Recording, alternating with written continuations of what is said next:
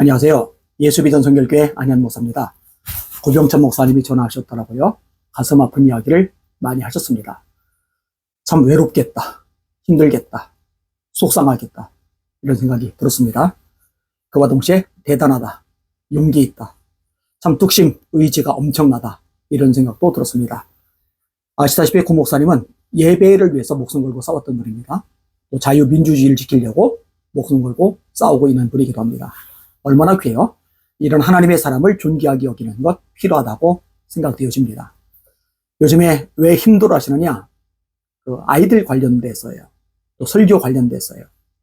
설교를 가지고 내란 선동죄로 고소를 했더라고요. 그다음에 아이들 대상으로 아동 학대죄로 고소를 했더라고요. 근데 고 목사님이 이런 얘기를 하시는 거예요. 본인이 힘든 건 괜찮다. 아무렇지 않다. 근데 성도들이 어려움을 겪거든요. 어려움 겪는 성도들 보면서 못 견디겠다고 하시더라고요. 얼마나 힘들까. 같은 목사 입장으로서요, 제가 그 마음을 이해를 합니다.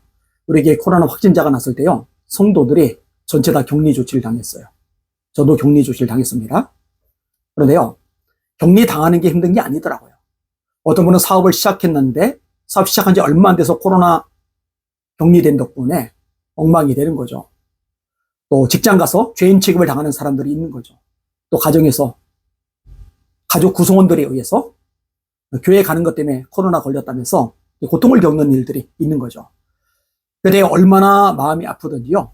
우리 교인들 이렇게 힘들어하고 가슴 아파하는데 내가 어떻게 편하게 집에서 잠을 자냐. 그래서 집에 안 들어갔어요. 교회 예배당 3층 장의자에 누워서 자기 시작을 했습니다. 한 주, 두 주. 15일간을 제가 교회 장의자에서 잤어요. 왜 15일간이느냐? 어머니가 그 소식을 들으시더니 걱정하시는 거예요. 집에 가서 제대로 자라는 거예요. 성경은 네 부모에게 순종하라고 말씀하셨잖아요. 그래서 하나님의 말씀에 순종하는 마음으로 제가 접고 집으로 들어갔죠. 만약에 어머니의 전화가 아니었다면요, 한 달이고 두 달이고 교회 장의자에서 잠을 잤을 겁니다. 목에게 정말 어마어마하게 뜯겼어요. 그게 목사의 마음이거든요. 내가 아프고, 내가 힘들고, 내가 쪼들리고, 내가 공격당하고, 이거는 버틸 수 있는데, 성도들이 그런 일을 당하면은 못 견디는 거죠. 목사님께서 기도 많이 해주시길 바랍니다. 그리고 교회에서 뭐 하는지 모르겠어요. 한기총, 한교연, 한교총. 이게 설교 문제 가지고 고소 고발 당한다. 이건 자유민주주의가 아니잖아요. 나서야 되잖아요. 왜 목소리를 안 내죠? 감사하게도 교회 언론의 한 곳에서 목소리를 냈더라고요. 목사의 설교를 내론 선동죄로 몰아가나 아예 교회를 말살하려는 반민주 발상이 아닌가, 이런 성명서입니다. 지난달 5월 26일 경기도 파주에 있는 모 교회 담임 목사에 대하여 경기 북부경찰청에 고발장이 접수되었다. 그 이유는 내란 선동, 초중등교육법, 아동복지법 위반이라고 한다. 고발 내용을 보면 담임 목사가 교회 설교에서 종북 수사파 등 반국가 세력을 척결해야 한다. 비상계엄이 나라를 살리고 있다는 것 때문이다. 목사는 교회에서 하나님의 말씀을 근거로 설교를 한다. 그 말씀에는 기독교 교리와 신앙과 영성에 관한 것들이 대부분이지만 또 성경에 나타나는 사회적 정의와 공의에 대한 것도 포함된다. 그리고 무엇이 이 나라의 정체성을 위하여 필요한가를 판단하여 교인들에게 전달할 수 있다. 이것은 자유대한민국이라는 국가 공동체를 생각하면서 나라의 정체성이 흔들리는 것에 대하여 얼마든지 말할 수 있다. 또 대안학교에서 아이들에게 역사를 가르치고 그들로 하여금 편파적인 내용이 아닌 사실에 근거한 교육을 하여 학생들이 올바로 판단하도록 돕는 것도 가능하다고 본다. 지금 일선학계에서 가르치는 역사 교육이 과연 균형 잡히고 공정하다고 생각하는가? 그리고 아이들이 담임 목사에게 배운 대로 정치적 발언을 한 것을 정서적 아동학대죄로 몰아가고 있다. 아이들도 자기들의 주관이 있고 사고가 있고 관련이 있다. 그렇기 때문에 당연히 정치적 상황에 대한 것을 충분히 피력할 수 있다고 본다. 과거의 학생운동에서 청소년들의 역할이 얼마나 컸던가. 그런데도 목사가 교회 안에서 설교한 것을 극으로 몰고 계엄을 찬성한 것을 내란 선동으로 몰아가는 것은 국민들에게 보장된 기본 권리인 헌법을 외면한 것이 된다. 우리나라에는 종교의 자유, 표현의 자유가 분명히 보장된다. 이것은 어떤 정부나 정권 체제 하에서도 보장받고 보호받아야 한다. 국민 가운데는 탄핵 사태에 대하여 지지하는 사람들도 있고 반대하는 사람들도 있다. 또 현 정부를 지지하는 국민들도 있고 반대하는 국민들도 지난 대선에서 절반이 넘었다.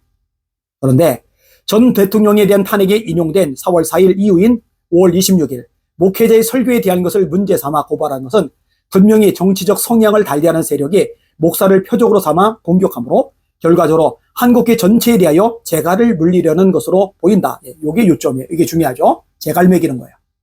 교회는 이제 입 다물어. 꼼짝마. 가만히 있으면 안 되잖아요. 이미 이 교회는 지난 1월 19일 일어난 서울 서부지법의 사건과는 아무런 관련도 없는데 좌파 유튜버 방송에서 마치 관련이 있는 것처럼 방송하여 교회가 방화범 교회, 폭력범 교회로 낙인이 찍혀 교인들이 떠나고 교인 가정에서 이혼을 당하고 그야말로 고립무원으로 전도와 복음 전파의 길이 막히는 집단적 폭력을 경험하고 있다. 이것은 지역의 한 교회에 대한 도발이 아니라 한국의 전체를 무력화시키려는 책동으로 본다. 일찍이 김구 선생은 10곳의 경찰서보다 한 곳의 교회를 세우겠다는 말을 하였다. 교회가 무너지면 우리 사회도 국가도 흔들린다. 도덕도 윤리도 가치관도 허물어지게 되어 우리 사회를 지탱하는 큰 기둥이 무너져 내리므로 나라 전체가 붕괴된다는 것을 알아야 한다.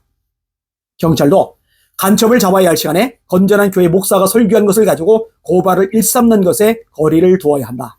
이 나라는 국민이 알게 모르게 상당히 좌쪽으로 기울어진 운동장이 되고 있음을 뜻이 있는 사람은 다 알고 있다. 이 정도까지만 인용하겠습니다. 저희 언론에 박수를 보냅니다. 역할을 해주셔서 감사하게 생각합니다. 한교총도, 한교연도, 한기총도 목소리를 내주시기를 부탁을 드립니다. 우리 주님만 바라봅시다. 주님 의지합시다. 날마다 주님의 이름으로 전진하고 승리하길 바랍니다. 할렐루야.